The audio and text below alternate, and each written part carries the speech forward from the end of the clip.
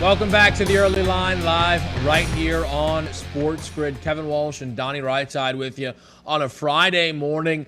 And some interesting news in the world of football as we got the announcement that the USFL is making its return. And joining us here on the show to discuss is Mike Damergis, author of the USFL, the Rebel League the NFL didn't respect but feared. Make sure you go cop that book there, give it a read, as we're all now getting excited for the USFL's return. Mike, how you doing? Thanks for joining the show.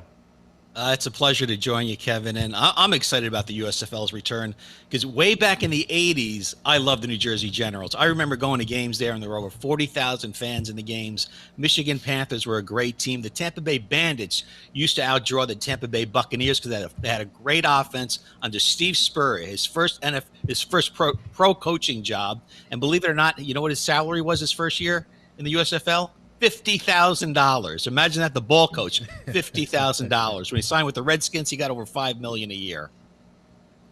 Not bad. Not Tremendous bad. stuff here as we take a look at the USFL. Kev, by the way, USFL, too young for you?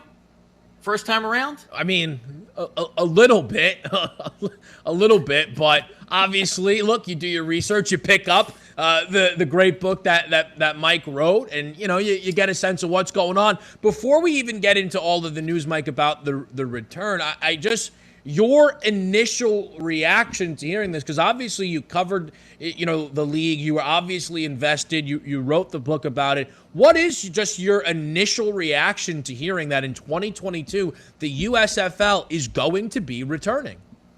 Skepticism, because this is the third attempt. Back in the mid-2000s, Mike Dwyer had the copyrights to the teams. He sold that to Jamie Quadra, a San Diego businessman. I interviewed him back in 2011, 2012. I think a year or two after that, he was sent to jail for embezzlement, fraud, stole over $1 million. So a lot of skepticism right now. We'll see. I mean, you're talking about they're going against the XFL now. Then the XFL is talking about teaming up with the CFL. So the market might be a little flooded, but I think the USFL with the XFL doesn't have this nostalgia among people maybe 45 and up. And some great Hall of Fame players played the USFL: Herschel Walker, Reggie White, Steve Young, Jim Kelly, and more. So there's an emotional appeal that the USFL has. You know what's interesting about the USFL to me as we take a look at it is, you're right, the nostalgia coming back. I thought of all the leagues that maybe would have challenged the NFL, this one was the one that was built to last, because I thought the product was right. You're getting superstar players, or at least paying them to come over from college ranks instead of going to the NFL. But when you start to take a look at the downfall of the USFL, and they did so many wonderful documentaries, the superstar talent was there. The fan excitement was there. Take maybe a moment to say, or tell us, why the downfall of the USFL started in the 80s and what the difference is going to be maybe today for us. Well, the downfall was led because, first off, they went from 12 teams to 18 teams after the first year into the second year. And talking to Carl Peterson, who was the GM of the Philadelphia Stars, who went later on to Kansas City, he said basically you have to learn to walk before you can run. Well, in year two, Donald Trump bought the New Jersey Generals, and his whole goal was to force a merger with the NFL. Of course, it's smart because his $2 million investment in the USFL initially would be worth billions today if he forced a merger.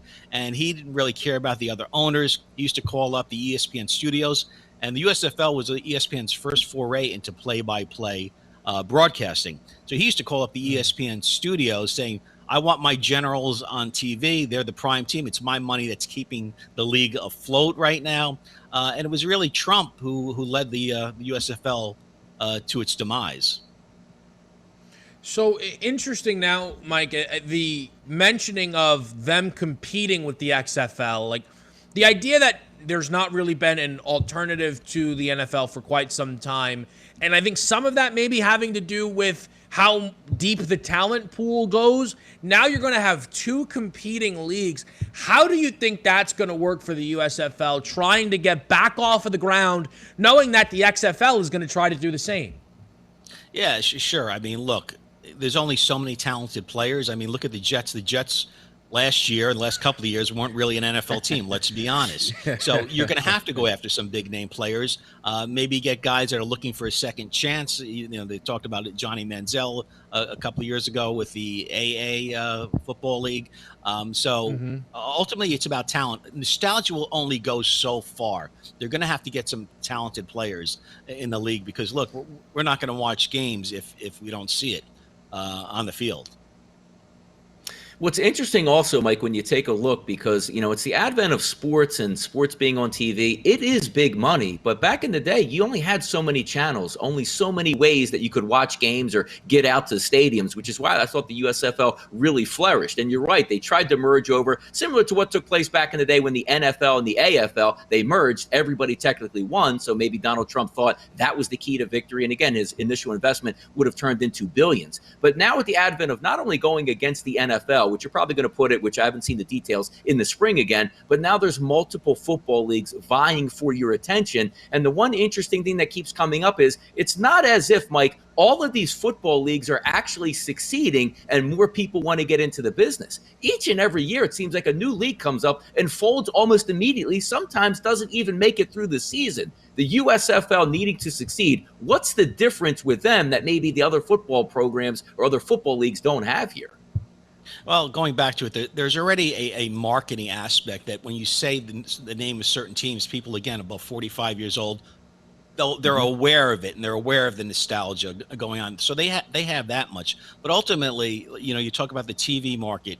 The USFL had a contract with ABC, ESPN, TNT was interested at the time.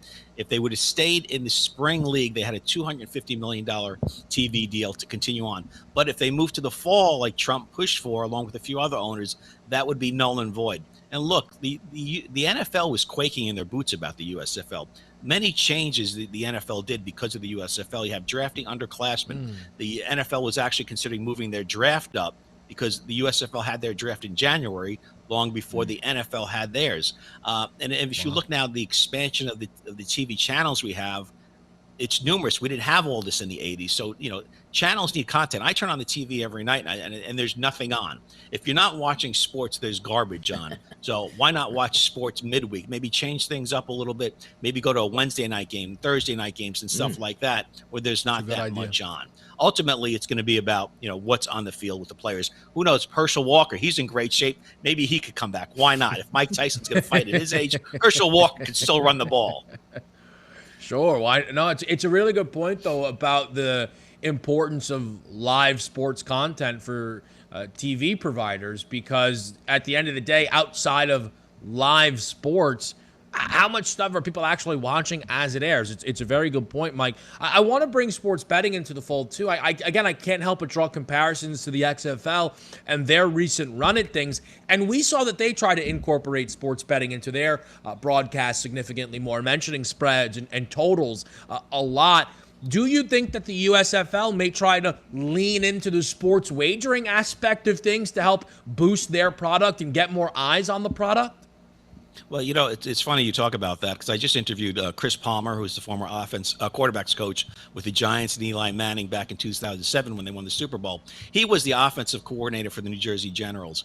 And Walt Michaels, who's the head coach of the Jets before he went to the Generals, said to Chris, $17 million was bet on the USFL last year. And this is back in the 80s. If we could reach $35 million, we'll be able to sustain ourselves. So, that's the goal. You have to incorporate the gambling aspect of things. It was a dirty hidden secret that, sports and gambling didn't occur. I remember back in the day, I won't mention the school, but one of the brothers used to pass along the betting sheets.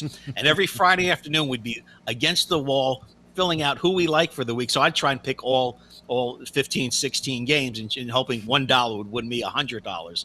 So let's not kid ourselves. The days of gambling and sports not intersecting are long, long gone. It's a very interesting concept, too, because when you bring sports gambling into it, more eyes will be there. But I thought you brought a great concept up, changing up the times. We're used to football at night on Monday night, Thursday night, and obviously on the weekend. We got treated during the pandemic when the NBA opened up and we were getting tip-offs at 2:30 in the afternoon where people will turn their attention to that as the only game in town. I think that's a pretty interesting look where you're right. We do need programming, but at different times to watch these sports. It's wonderful stuff to look at. Maybe the USF can make it in that right, but if we put you on the spot, Mike, do you think this new version of the USFL will succeed? My heart says yes, but the reality says maybe not. I'm thinking to try and make it some kind of rivalry between the USFL, then they play the XFL championship, something like that. Right. And one other thing that, and I talk about playing on different dates, different times of the week.